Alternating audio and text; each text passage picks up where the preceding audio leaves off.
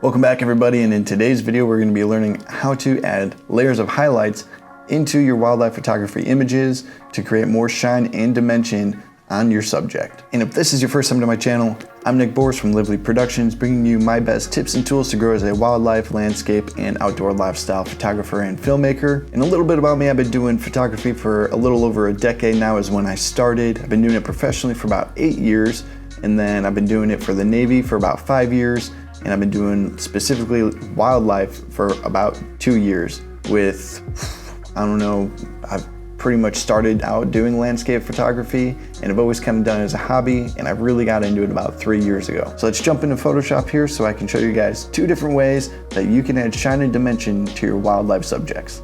Okay, so here we're using this photo of the doe and the fawn, and I'm going to show you guys 2 very simple ways that you can create shine and increase the highlights in the hair of the animal. So I'm a curves guy. I've always used curves. It's what I started learning on, and it's something I've always just stuck with. But you can really use any of these. You can use levels, you can use curves, or you can use exposure.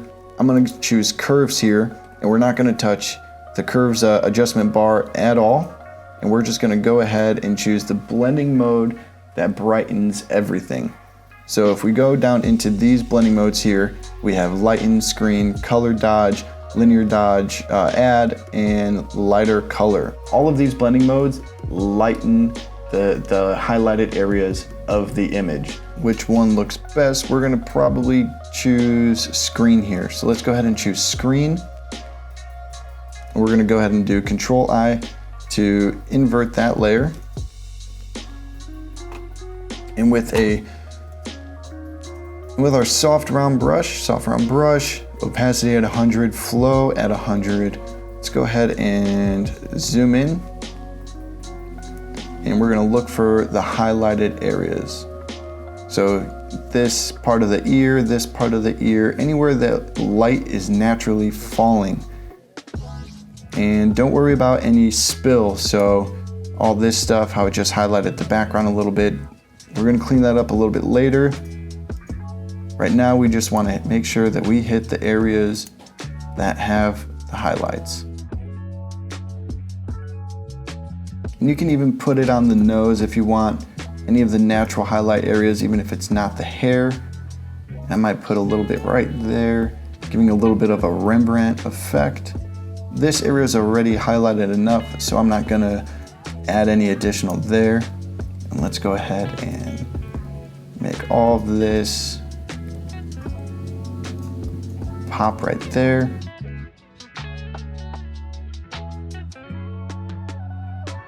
Now with animals, unlike people, they have much thicker hair, so hair kind of stands out. So you want to make sure you're kind of paying attention to where the light is really hitting. So here, on top of the head, underneath the chin, the nose right here, and underneath the eye, around the eye. Let's get the jawline, underneath the chin. And then this whole part of the back is kind of in the shadows. So now this is kind of what we're looking at here. So everything's really standing out.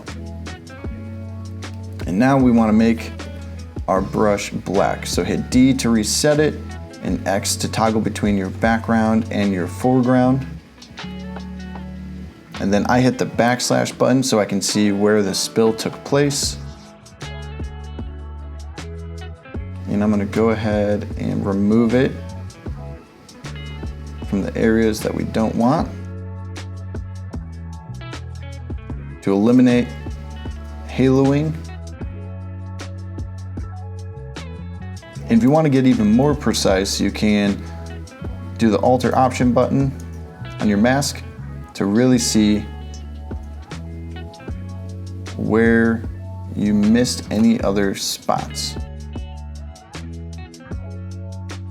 Alter Option to bring it back. And there we go. So you can see how much it's really standing out now, all those highlights. Now we're not gonna adjust the opacity or flow or fill just yet, but let's say you wanna add even more shine and more dimension. Very simply, Control J,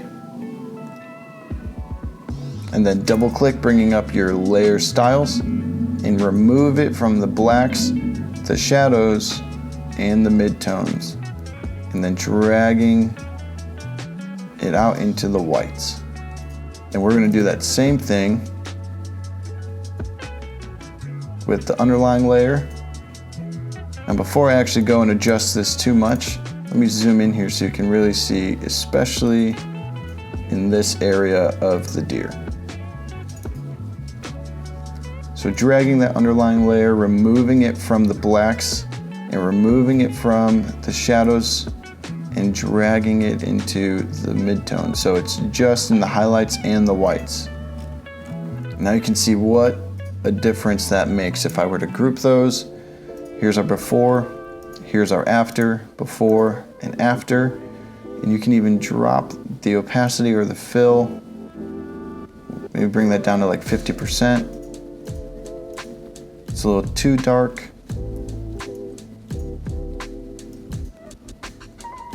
Let's do opacity. Bring opacity down to like 60%. There we go. Now let's go ahead and turn this off, and I'll show you guys the second way that you could do this. Essentially pretty much the same thing, except we're only going to be using the curves layers. So let's go down to our adjustment layers, click curves, bring your curves layer all the way up. Go back to your layer, Control I, soft round brush, hit B to go to your brush.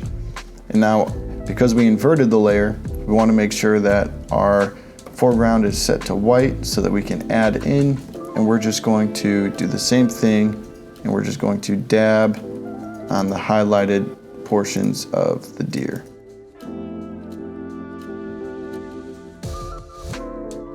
Before and after. And now let's go through and we're gonna clean it up the same exact way.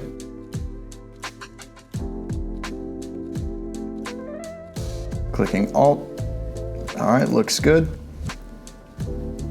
And then double clicking and then drawing it away from the blacks and the midtones and the shadows. And to split it like that, make sure you're clicking Alt. So you're gonna hold down Alt, click the right side of it, drag and pull. Before and after,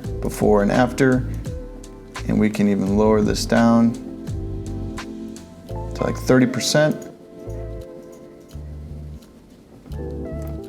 If you still want more shine to it, you can remove it even more, bringing it up to like the midtones, leaving it affect some of the whites. Now if we group those, here's your before and here's your after. So we'll label this one screen. We'll label this one curves. So our screen one before and after, and our curves one before and after. And there you have it, two very simple ways to add more shine and dimension to your wildlife photography images. So there you have it, two very simple ways to add shine and dimension to your wildlife photography subjects, making them stand out even more. And if you want to learn how you guys can actually add more depth, creating a 3D subject with your wildlife image, making it stand out and pop off the image so it doesn't look flat, make sure to check out this video here. And if you really found any information in this video helpful or useful at all, go ahead and give it a like. And if you enjoy content like this, make sure you guys are subscribing so that when new videos come out, you're the first ones to know about it. If you have any comments or other ways that you like to edit photos and make highlights really stand out, go ahead and leave those comments below. If you have any critiques on how I can make this channel better, leave a comment. I read every single one of them and respond to you all, and I'll see you guys in the next one.